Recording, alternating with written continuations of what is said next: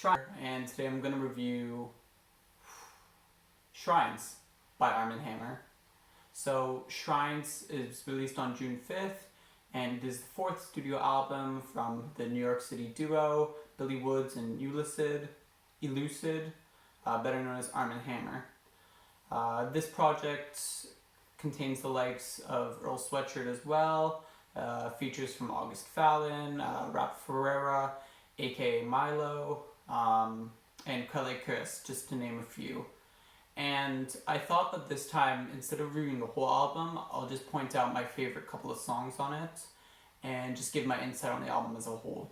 So Armand Hammer is they produce a very dense album in general. You know, it isn't an album that you can fully get a grasp of on the first listen. I think that it requires a few listens through. And even now, I've listened to it 3 or 4 times, I'm still finding new stuff. That's the type of music that they create.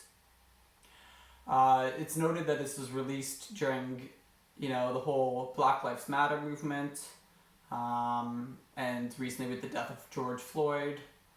And it talks about, inequality in America.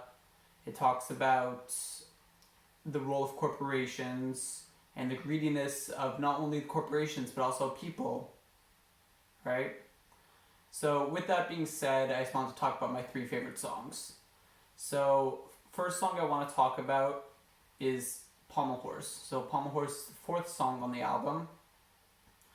And up till this point, there was nothing that really caught my eye in terms of the album. Solarium was good, definitely stood out, but I wasn't blown away yet until Pommelhorse. So ELUCID starts this, and he's the weaker of the 2 rappers on this song, but he still holds some weight. He talks about his pursuit of success and the eventual failure that's followed up by, and then talks about how despite being strong roots of blacks in the United States and African Americans, specifically in Seneca Village in New York back in the 1600s, that's ignored by a lot of people to look at the inadequacies in the African American communities and just to paint them in a negative light and act like they never did anything. So ELUCID comes in with that, and then in Billy Wood's verse, which is the stronger of the 2, he talks about the systemic injustice by corporations that affect African Americans. So the verse starts off with a comparison between the Wizard of Oz and corporations. Famously, the Wizard of Oz is all a sham, it's just a person behind a curtain. And he's saying how they feed off the lives of the less fortunate and those who have been ravaged by misfortunes. In this case, comparing it to the twister that takes place at the beginning of the Wizard of Oz. He transitions into society's focus on money and how we overvalue it, saying how, quote, pennies feel like they can cover manholes. The only way that these corporations see value in the individual is when they have money. They were asserting that the individual is not valuable because of their intangibles, but rather valuable because of their net worth. This creates a rat race and jealousy between us and our peers, even though we are not going to go anywhere and there's no real ascension or descension in terms of the economic ladder. Woods talks about this as this race might trip you on the way down to the cellar. So we're heading down, but I'm still going to fight with you to the bitter end, even though it's not going to get us anywhere.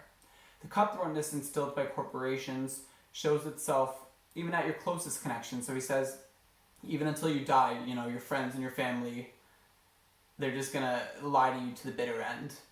The song ends with an outro that talks about the larger theme of the album, in which one guy's telling another about how much it costs to feed a tiger for even just 1 week. So on the cover of an album, it shows a policeman looking into a cage, and in the cage there's a tiger trying to get out, right? So he's comparing the tiger, how much it takes for 1 week. This man has to steal food because he can't afford to get it, and the tiger doesn't understand what's good or bad, whether you could just wait a little bit in order to get the paycheck. The tiger's always hungry no matter what. So just paralleling that to the United States in general is a really strong metaphor that runs throughout the album. On to the 6th song, my second favorite as well, King Tubby. So it's definitely one of the more easy listening songs of the album and of Armand Hammer in general. It's very digestible, and it just really sounds good. If you're more of an audio head and you want, something that's more aesthetically pleasing, this is definitely the song on it. Yet it still holds weight in terms of its words and content matter. So Billy Woods kind of jumps from point to point on this song, but among things that he talks about are, underfunded black communities and universities, talking about HBCUs, historically black colleges and universities, the facade of acting like everything's open and good, and then eventually needing a saving grace and relying on that Deus Ex Machina every role. I believe he also referenced Danny Brown's Pack Blood, which was really fun to see. A huge fan of Danny Brown myself. And then we went on to ELUCID's verse. So ELUCID's verse was very well performed, very well timed pauses throughout, really led you in anticipation and really worked with the beats, which you don't hear a lot with them. The verse is littered with gunplay and imagery. He references, a Ruger, a marksman. There's imagery of the chrome polish on a gun, which was really cool. He talks about how the individual could prevail over the larger community, and talks about it in maybe an egotistical manner. Other than that, he points out that he's from different times, making him a vocal advocate of wanting change in the world and wanting to make a difference, and that he won't be shut down by others. So it's really just an anthem for him of projecting himself and speaking up for what's right in the world. Finally, I'll jump all the way over to the last song of the album, which is called Eucharist. Right? So number 14 of the album, and it is a hell of a closer. So it leaves a good taste in your mouth. The wordplay in the song is great. There's a nice wordplay with Pilate. So the line is, Pilate gives the signal, but it's silent, right? So in the lines before, it was talking about Christianity, so it could be related to Pontius Pilate, who, was silent and was a very ruthless dictator. And it could also be talking about a silent driving a plane. They're supposed to be a leader, and they're not really doing so. They're silent. It ends with skepticism towards large organizations, especially Christianity in the song. Billy Woods does not hold back or refrain himself. And then it progresses into the individual, asking if loyalty really exists in the African American community and what people's true motivations are. A great line that he mentions is near the end of the song is, did Jay actually listen to The Evils? For those who don't know, Jay-Z made a song called The Evils in 1996, and it talks about the corruption and greed that comes from, having a lot of money. And what it seems like, it seems like he's been trying to be a vocal advocate of, giving back to the community and not holding on to that much material wealth. But ironically, we fast forward to today, and we see that Jay-Z is a billionaire, and obviously he's given back a lot, but it seems like he's the opposite of what he was advocating for in The Evils.